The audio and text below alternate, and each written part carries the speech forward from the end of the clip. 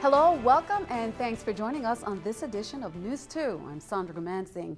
We have not forgotten. That was the sentiment of many supporters who witnessed the Memorial Day parades on Monday. It was a day to remember our fallen soldiers and to thank the servicemen and women who are still fighting for the United States. Events were held on St. Thomas, St. Croix, and St. John.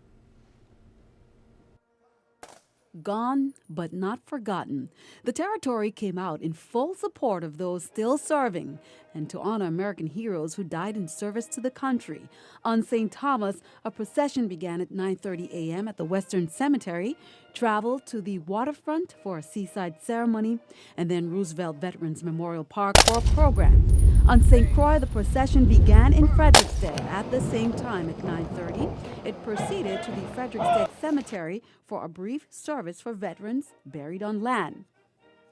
And then to the Ann Abramson Marine Facility, where a seaside ceremony took place to honor those who were buried at sea.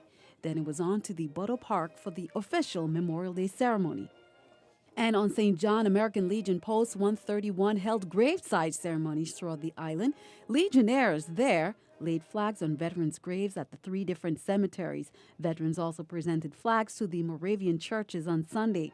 A national moment of silence was observed at 3 p.m. You know, Plato once said that only the dead do not experience war. And when you look at it within the context of those 2 extremes, you realize the sacrifice that's been made on behalf of many of us. As Major Williams outlined the history of his father, Art Williams, and on this particular day, when you consider what we're doing also on St. Croix, where we have Miss Canagator talking about her husband, who she lost in June of 2007, or Sergeant Major McIntosh, who is a commander at Central High School that trains our next generation of young people to get into the service or to consider military service. Or as I listen to the music and the lips that come out of post-90s choir, or look at our veterans here in the park today, you really do begin to understand the sacrifice that many people made so we could do what we do. Many other dignitaries talked about the nation's brave soldiers. You know, I find that it's often impossible to find the words to say to comfort those who are dealing with grief. The loss of a loved one, especially. Some simply say, I'm sorry for your loss, or my condolences. Other well-meaning folks misquote the Bible in saying that God never gives us more than we can handle. But you know, God does. Although the Bible says he doesn't give us more temptation than we can bear, it doesn't say anything about giving us more sorrow and pain than we can bear. That's why he gave us prayer. He wants us to draw close to him for comfort, and he promises to get us through it. And trust me, he does.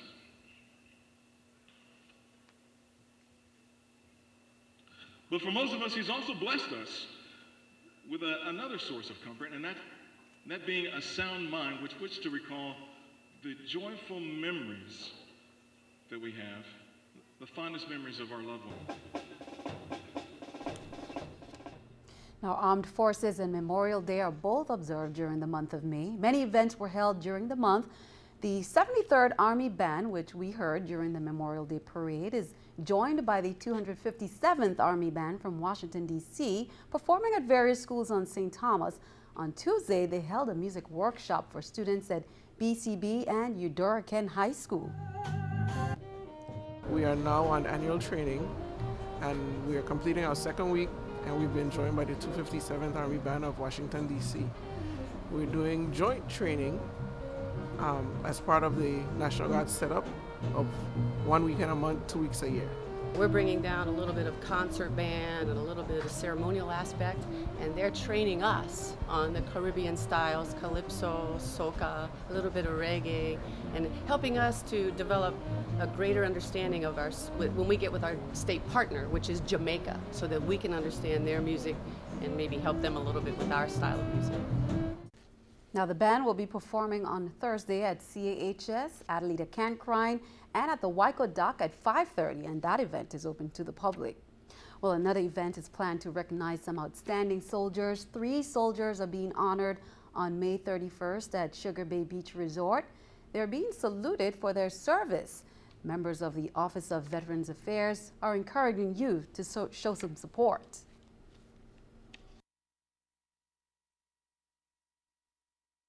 Normally, every year, VA missions honor our veterans in the territory. And this year, they're honoring 3 very distinguished soldiers.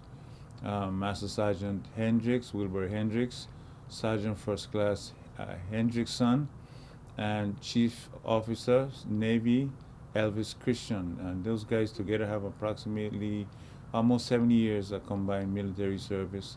And again, we salute them for serving, and we hope that our family members and Guard members in active duty and everybody come to their program, which will be at Sugar Bay Resort on May 31st, and that will round out our activities for the month of for Memorial Day programs. Last year, recently retired U.S. Army and VI National Guard Colonel Benedict Mitchell was airlifted to a Tennessee hospital after an accidental firing. A large caliber bullet penetrated the back of his knee at a firing range during weapons training at Camp McCain, Missouri. Colonel Mitchell lost his leg but now is fully recovered. He now serves as a motivational speaker for Fisher House that works with wounded warriors. Just like to wish all the families the best of health during this Memorial Day weekend, and my prayers go out to all the fallen heroes who have paid the ultimate price for freedom. Now, we will have more on Colonel Ben's inspirational and motivational story of recovery and how he has been inspiring others in a future newscast, so don't miss that. Well, thousands gathered Sunday night for the National Memorial Day concert outside the U.S. Capitol building. On Monday, the president visited Arlington National Cemetery for Memorial Day after placing a wreath at the Tomb of the Unknowns.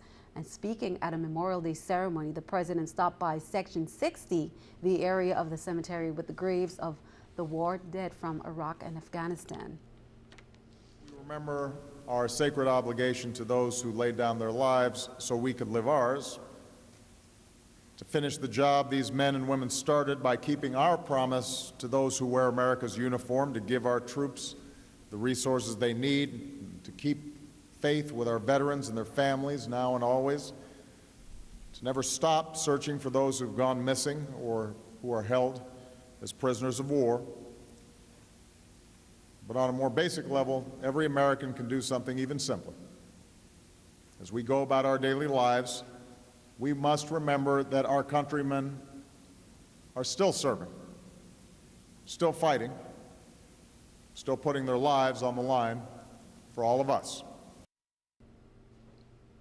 Well, in other news, as News2 reported on Friday, VI police officer Angela Hill was arrested Friday by federal agents and charged with conspiracy to possess with intent to distribute cocaine as part of the investigation of DPNR's Chief of Enforcement, Roberto Tapia. Tapia, along with co-conspirators Eddie Lopez and Stephen Torres, have all been arrested as part of a drug conspiracy investigation. Governor DeYoung Jr. said that the Virgin Islands government will continue to lend its full cooperation to the territory's federal law enforcement partners in the ongoing drug investigation. Police Sergeant Angela Hill was placed on leave without pay until the charges against him are resolved. His most recent assignment was that of acting commander of the Lander Jurgen Command on St. John.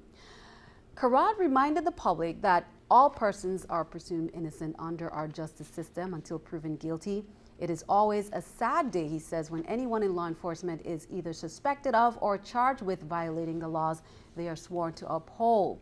Meanwhile, Governor John DeYoung expressed confidence in Commissioner Carrad and the VIPD leadership team's ability to quickly identify a new commander for the police station on St. John. He said the important work of protecting residents and visitors to that island must continue without any significant interruption. A detention hearing was scheduled for today. News2 will keep you updated. Delegate Donna Christensen has teamed up with a group of territorial delegates from the U.S. House of Representatives to introduce an omnibus bill Friday. The legislation includes a number of issues facing the U.S. territories, including the VI and the delegates. Hopes that it increases the chances to get some of their concerns passed. News 2's Erica Parsons has more. It's been some time since the last omnibus bill. We have not had an omnibus bill for the territories in probably 10 years. Now VI Delegate to Congress Donna Christensen has teamed up with her congressional colleagues who represent the other territories to introduce an omnibus bill. The thought is to submit their concerns through yet another avenue to increase the likelihood that they will pass Congress. This is a very important development, and the fact that the Senate is working with us, with the House, on introducing it is even more relevant. And actually, the Senate started out very early asking what my priorities are for this year. The Omnibus Territories Act was introduced by the Northern Marianas Delegate and co-sponsored by Christensen and the representatives from American Samoa and Guam. The VI portion includes items requiring the Department of Interior to assemble technical, policy, and financial experts to address the energy needs of insular areas, providing for a popular referendum regarding a VI CFO, increasing the number of low-income residents eligible for the federal Low-Income Home Energy Assistance Program, establishing both the Castle Nugent National Historic Site and St. Croix National Heritage Area, and adjusting the amount of local federal fund matching stipulation required of each territory. Delegate Christensen feels certain the bill will pass. She says the House bill submitted Friday is exactly the same as the one that will be sent to the Senate shortly. Because it's going to be pretty much the exact bill in the Senate and in the House, has a very good chance of passing. And we're trying to make it bipartisan. The Senate is working on making it bipartisan, and we expect that it will pass. Erica Parsons, News 2. An omnibus bill incorporates a lot of different items in one piece of legislation. The Omnibus Territories bill has to go through the House committee process in Congress first before being passed as law. Well, for the second time this year, a fire at sea has damaged a cruise ship and sent vacationers home early. Ines Ferrer reports. Passengers from a damaged cruise ship arrived back in Baltimore after a fire cut short their trip to the Bahamas. They said, it's not a big fire. We have it under control. They kept saying that. The fire broke out early Monday morning on a Royal Caribbean ship, scorching an area roughly the length of 3 football fields. The Coast Guard says it started in the mooring area, which holds the lines that tie the ship to shore. It burned for about 2 hours, spreading to a crew lounge on the deck above. Cell phone video shows passengers in flotation devices after the captain's announcement woke them up in the middle of the night. I never felt threatened or like my life was in danger at any point. The staff on that ship did an excellent job. The Grandeur of the Seas was off the coast of Florida when the fire began. The ship never lost power and sailed into port in the Bahamas Monday afternoon. When they decided to cancel, we found out that boat was burnt up, but we didn't have a clue. Royal Caribbean is giving each guest a refund and chartered their flights back to Baltimore. The crippled ship was just refurbished last year. Now safety inspectors will comb through the damage to figure out what went wrong. Ines Ferrer for CBS News. Meanwhile, keeping our eye on the economy, Kellogg has agreed to pay $4 million to settle a class action lawsuit over marketing claims it made for Frosted Mini Wheats. The company, which also makes Frosted Flakes, Eggo waffles, and Pop-Tarts, was sued for saying that the cereal improved children's attentiveness, memory, and other cognitive functions. The ad campaign in question ran for about 4 years ago. This is the New York Stock Exchange with Scotiabank's Stock Market Watch. Everything up: the Dow 106, NASDAQ 29, S&P 10. Well, coming up on News 2, there were some pirate sightings on St. Croix. Now, these pirates are hoping to attract tourists for an adventure with some added treasures. Plus, are we paying more or less for gas this week? We'll take a look at the prices at the pumps. We'll be right back.